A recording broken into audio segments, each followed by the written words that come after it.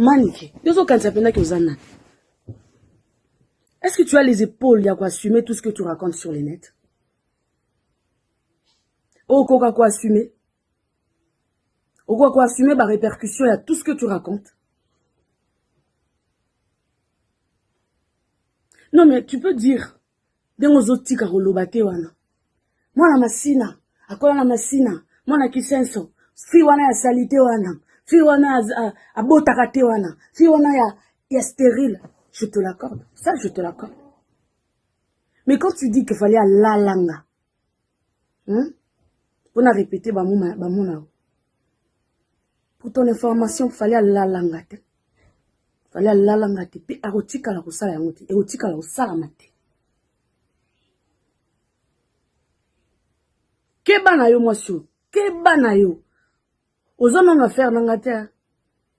Tu me connais pas na ebioti. Omoni muto na ye muto a otindaka yo. A opesa yo bambongo. A otindaka yo osala ozosala yo finga nga po ya o ridiculiser nga. Faites attention à vous. Faites attention. Moi si zana ma kasi zana ba epoli ya komema tout ce que tu es en train de sortir. Ben santé tout ozobimisa sur nga.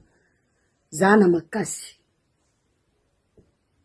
Moi le la respect zal juste pour personne. Vous n'avez plus aucun respect pour personne. C'est comme ça que ça va se passer maintenant.